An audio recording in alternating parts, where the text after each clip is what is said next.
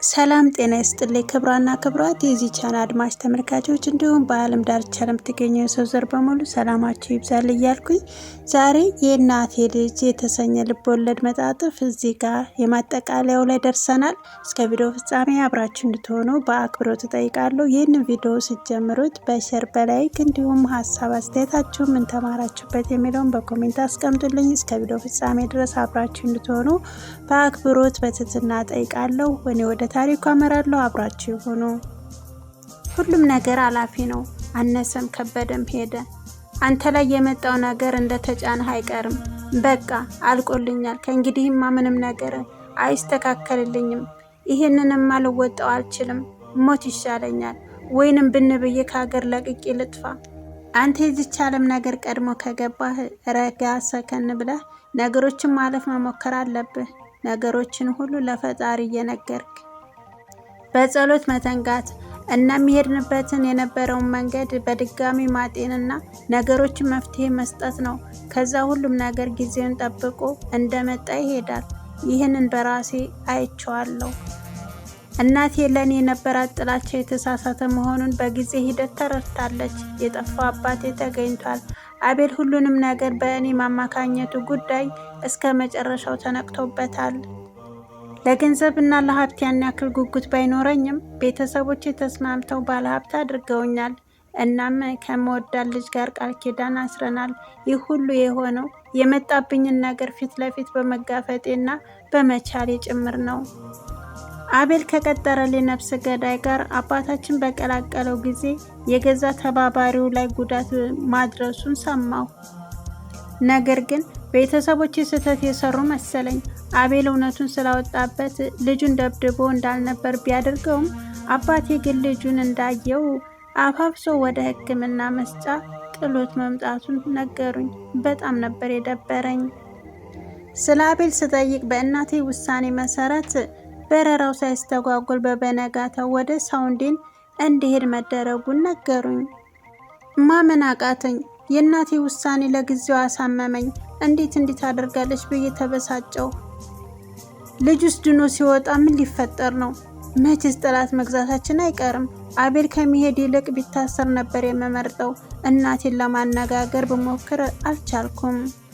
ከባባድ የሚባሉ ጉዳዮችን አልፈዋለሁ። ነገሮችን ሲናገሩት እንደሚቀለው ሆነው አታገኛቸውም። በውስጡ ማለፍ እንደመናገር ላይሆን ይችላል። ነገር ግን ምን አማራጭ አለ? አልቻልኩም ካልክ አእምሮህ በራሱ ጥላት ነው የሚሆንብህ። አልቻልኩም ስትለው አዎ አትችልም የሚለው ሀሳብ ወስዶ ይደጋግመዋል። ይበልጥ እንዳትችል ያደርግሃል። ራስን መንገር ያለብህ ይህ ጉዳይ ከባድ ነው፣ ነገር ግን እወጣዋለሁ። በየቀኑ የመጣብኝን ችግር ለመቅረፍ እሰራለሁ፣ እታገላለሁ። እናም ደግሞ ቀስ በቀስ አሸንፈዋለሁ ማለት መቻል አለብህ። እውነት ለመናገር አልችልም፣ አይሆንልኝም ብትልስ ቁጭ ብለህ አደጋዎችን ከማስተናገድ ውጪ ምን ታመጣለህ? ምንም። ከዚያ ይልቅ እየተንቀሳቀስክ እየታገልክ በህይወት ጎዳና ላይ ወደፊት ብትራመድ አይሻልም? በነገራችን ላይ ፈጣሪም በኑሮህ በግንኙነቶች ላይ ለውጥ እንዲያመጣልህ እየጣርክ ስትጸልይ ነው የሚሰጥህ። ከነገሮች ማለፍ በኋላ ዛሬ ሁላችንም እንደ ቤተሰብ ተሰባስበናል። ቤተሰቦቼ ተሟልተዋል ማለት ይቻላል። እናትና አባቴ፣ አክስቴ ደግነች እና በችግሬ ወቅት ያገኘኋት የእናት ያህል የማያት ባዩሽ፣ ትንሿ ማማ፣ ሁሉም ተሰባስበው ቡና እየተፈላ ምግብ ቀርቦ እየተበላ ንጹህ የሆነ ጨዋታ እየተጫወትን ቅዳሜን በቀን በጥሩ መንፈስ ጀምረነዋል። እንዲህ አይነት የተረጋጋ ቤተሰባዊ ግንኙነት መፍጠር ቀላል አይደለም። ሰላምና ጤና ያለው ደስተኛ ቤተሰብ ያለው ሰው እሱ መቼም እንዳይበረዝ መንከባከብ አለበት። ምክንያቱም የሀገር ሰላም ራሱ የሚጀምረው ከቤት ነው። ቤት የተሰራው ነገር ነው አንዳንዴ ወደ ውጭ ወጥቶ ማህበረሰቡን ብሎም ሀገርን የሚረብሸው። እናም ለቤተሰብ የምትሰጠው ትኩረት ከልብህ አድርገው እልሃለሁ። አቤልን በሰው ሀገር ህይወት የራሷን ምክር ትስጠው ብለን ትተነዋል። እናም የማማን እናት ጭምር እናቴ እያስፈለገቻት ነው። እናቴ እሷም ወድ አይደለም ልጇን እኛ ላይ እንድትጥል የሆነችው። አቤል ነው ኃላፊነቱን መውሰድ ያለበት የሚል ሀሳብ አምጥቻለሁ። እኔም ብሆን ነገሩን በተረጋጋ መንፈስ ሳስበው ልክ ናት። ለዚህ ጥፋት መነሻ አቤል ነው።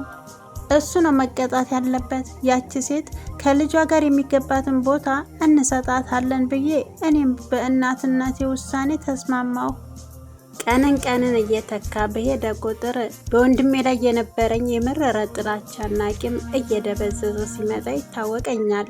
ይህን ስሜት ወደድኩት። ምክንያቱም እኔ ቂመኝነት በውስጤ ስር ቤቱን ሰዶ እንዲሰራብኝ የምፈልግ ሰው አይደለሁም።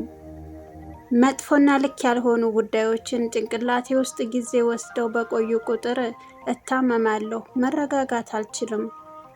ያንን ስሜት ለመታገስ ስንል ነው ጤነኛ ሰው የምንሆነው። ከዚህ በፊት የእናቴ ጥላቻና የሰፈሩ ሰው ግልምጫ ለመወጣት ስል ንዴቴን ካገኘሁት ሰው ጋር ሁሉ ነገር ፈልጌ እጣላ ነበር። አሁን ላይ ከጉርምስና እየወጣሁ ነው እና ያ ስሜት እንዲቆጣጠረኝ አልፈልግም። ስለዚህ በወንድሜ ላይ ያለ ብስጭት እየቀነሰ ሲመጣ ተጠቃሚ ነኝ።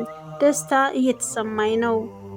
እሱ በሰው ሀገር ላይ ሆኖ ምን እያሳለፈ እንደሆነ የምናውቀው ነገር የለም። ሰውዲን በመድረሱ ከተቀባዮቹ ጋር ሆኖ ለእናቴ ደውሎ ከነገራት በኋላ ድጋሜ ደውሎም አያውቅም። እናቴን ብትሆን ጨከን ብላበታለች። ካሁን በኋላ ቤተሰብ አለኝ ብለህ ወደኛ እንዳትመለስ ብላ እንደተናገረችውም አባቴ ነግሮኛል። በእርግጥ ምን እንደሚሰማት እሷ ናት የምታውቀው። የእናት አንጀት እንዲህ በቀላሉ ይቆርጣል ማለት ዘበት ነው። አባታችንም ቢሆን ስሙን ለማንሳት ድፍረት ባይኖረውም አንዳንዴ በጨዋታ መሀል ተክዞ በረጅሙ ሲተነፍስ ያጋጥመኛል። ምናልባት ስለ አቤል እያሰበ ይሆን ብዬ እጠረጥራለሁ። እኔ ራሱ ሳስበው ለአቤል እንዲህ መሆን ጥፋተኛው ማን ነው ብዬ አስባለሁ። ያለ አባት አድገናል። እናታችንን የሌላ አቅርበው አቅብጠው ነበር። የራሱስ አስተዋጽኦ። እኔስ ብሆን ጥፋተኞችን በእኔ ሲላከክ የረዘመ ዝምታ አሳይቼስ አልነበር? ብቻ አንዳንዴ ሳስበው አቤል እንዲህ እንዲሆን ትንሽ አስተዋጽኦ ሳይኖረው አይቀርም እላለሁ። እሁድ ቀን ተሰብስበን እንደተለመደው እየተጫወትን ቤቱን ሞቅ ደመቅ አድርገነዋል። አባታችን እናቴ ላይ እየቀለደ ያስቀናል። ማማ በእናቴ ዙሪያ እየዞረች ባልገባት ነገር ትፈነደቃለች። የእኛ ሳቅ ሳይገባት አይቀርም። እናቴ ስለተሳቀባት አልከፋትም። በጣም ደስተኛ ትመስላለች። በባሏ ጎኗ መሆኑ ሙሉነት ሳይሰማት አይቀርም። ልዩ ሆናለች። በዛ ላይ ትላንትና የማማን እናት በማግኘቷ እፎይታ ተሰምቷታል። የአቤል ትልቅ ስህተት እንዳረመች ሳይሰማት አይቀርም።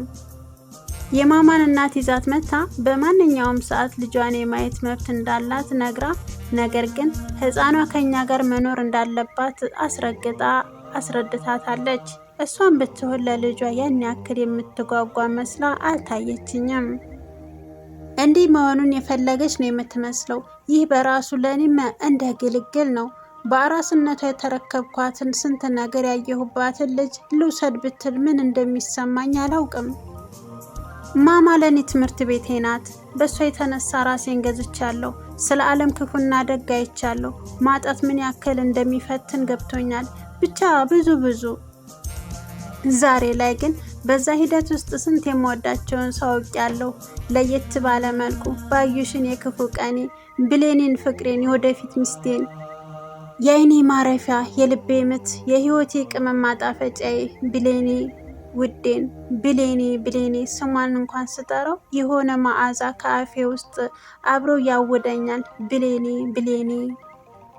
ረፋዱ ላይ አንዳችን በአንዳችን እየሳቅን ጨዋታው ደርቶ ሳለ የእናቴ ስልክ ጮኸ። እናቴ እንደሌላው ጊዜ አልፈጠነችም። ታነሷለች ብለን ስንጠብቅ ወደኛ ማየት ሆነ። ስትዘገይ ስልኳን አንስቼ ቁጥሩን አየሁት። የውጭ ስልክ ቁጥር ነው። ድንግጥ አልኩ። እናቴ በፍርሃት ስታየኝ የውጭ ስልክ ነው አንሺው አልኳት። አንተ አንሳው አለችኝ። እንደፈራች ስለገባኝ እኔው አነሳሁት። ሄሎ፣ የወይዘሮ ዘውድነት ስልክ አይደለም አለችኝ። ይህ ሴት ድምፅ ድንጋጤ ጨመረ። አቤል ምን ሆኖ ነው? ማን ልበል አንቺን? አልኳት።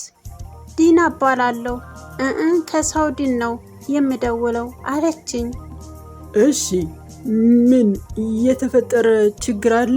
ወንድሜ ምን ሆኖ ነው አልኳት እየተርበተበትኩ።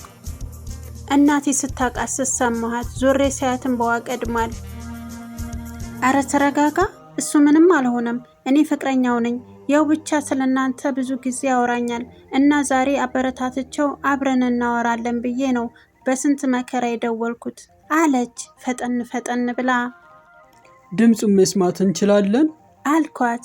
አዎ እባክህ አንተ ወንድም ከሆንክ በጣም ተጸጽቷልና ይቅር በለው አለችኝ። ችግር የለውም ይቅር ብየዋለሁ። አጠገብሽ ካለ ስልኩን ለእሱ ስጪው፣ እናቱን ያናግራት አልኳት። እሺ ብላ ስታስተላልፍ እኔም ስልኩን ለእናቴ ሰጠኋት። እናቴ ልትደብቀው የማትችል የልጇን ፍቅር ገንፍሎ ወጣ። በቃ ከአቤል ጋር በናፍቆት አወሩ። በተደጋጋሚ ይቅርበኝ ሲላት ይሰማኛል። ልቡ የተሰበረ ይመስላል። ከአባታችንም ጋር አወራ። አባታችንም አለቀሰ። ብዙ ነገር ተናገረው። እንደዚህ አይነት ክፋት ከገዛ ልጁ ስላልጠበቀ እስካሁን ድረስ እየተሰቃየ እንደሆነ ነገረው። አቤል ስቅስቅ ብሎ ሲያለቅስ ይሰማኛል። ጓደኛው ነኝ ያለችው ሴት ተባብለዋለች። ላውድ አድርገነው ስለሆነ የምናዳምጠው አክስቴ ደግነሽም ባዩሽም ማልቀሳቸው አልቀረም። አክስቴ ደግነሽ ወይኔ እያለች ይቅር በለው ልጅነቱን አውሬ ያደረገው አለችኝ። ወደ ባሻነቷ አይሎ እኔ ውስጤ ተረጋግቷል። ሞቴ የሚባል መስሎኝ ስለነበር ክፉ ነገር ስላልሰማው ሰላም ሰፍኖብኛል። ዓለም እንግዲህ እንደዚች ናት። እንደዚህ ዋዥዌ ነው ነገሯ፣ ወደዚህ ወደዛ። እንደፈለክ አንተ ጠንክረህ ገመዷን ይዘህ እየተቆጣጠርክ ካልተጫወትክ ፈንግላ ልትጥል ትችላለች። ራስን ከማንም ጋር ሳታወዳደር የማንንም ነዋይ ሳትመኝ የህይወት መንገድህን በራስ በንጹህ ህሊናህ ታግዘህ አስምር መስመሩን። ሲበላሽብህ በትዕግስት እያስተካከልክ ወደፊት ቀጥል። ለሌሎች የደስታ የሰላም ምንጭ እንጂ የስቃይ መከራ ምንጭ አትሁን። አንተ ደስተኛ የምትሆነው በዙሪያ ደስተኞች ሲኖሩ ነው። ብቻህን በሚያለቅሱ ሰዎች መሀል ብትስቅ እብድ ነው የምትባለው። የእናቴ ልጅ ተፈጸመ። ክብሯና ክብሯት የእናቴ ልጅ ታሪክ ይህን ይመስል ነበረ። ታሪክ ይባላል እንጂ እውነተኛ የሰው ልጅ ህይወት የምንኖርበት ያለፉትንም ለሚመጣውም የነበርንበትንም ሁኔታዎች ላይ የሚያሳይ ገጸ ባህሪ ነውና ልቦለድ ሲባል ከየትም የመጣ አይደለም። እያንዳንዱ የሰው ልጅ ላይ የሚኖርበትና የታለፈበት ነው እና ከየትም ድራማም ተሰራ፣ ፊልምም ተሰራ፣ ልቦለድም ተጻፈ እያንዳንዳቸው ላይ የሰው ልጆችን የያዘ የህይወት መስፈርት ነው ማለት ነው። የውጣ ውረድን የያዘ ነው። የሰው ልጅ ክፋት፣ ደግነት፣ ርህራሄ፣ ጨካኝነት የተለያዩ ነገር እዚህ ጋር ያካተተ ነው እና እናንተ እንግዲህ ያው በብዙም ባትሆኑ በጥቂት ጆሮ ሰጥታችሁ ያዳመጣችሁ እና ከዚህ ውስጥ ምን ተማራችሁ የሚለውን ነገር በኮሜንት አስቀምጡልኝ። የሚገርማችሁ ነገር ይህንን እኔ እንኳን እያቀረብኩት ይቅርና ገና ሳየው ጽሁፉን በቃ እኛ ሰዎች እንዲህ ነን እስከምልበት ደረጃ ልክ ሳነበውና ሲገባኝ ወደ እናንተ ሳመጣው ደግሞ ሰውን ያስተምርበታል፣ ሰውን ይቀየርበታል።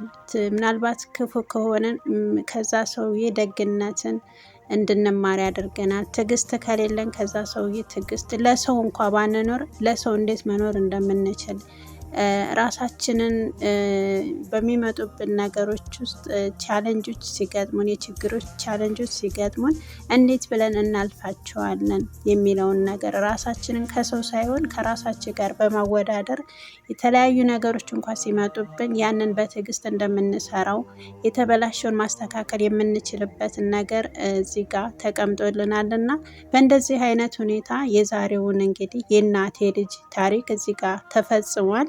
እንደ እግዚአብሔር ፍቃድ በሌላ በአዲስ እንደምንመጣ ባለሙሉ ተስፋ ነኝ።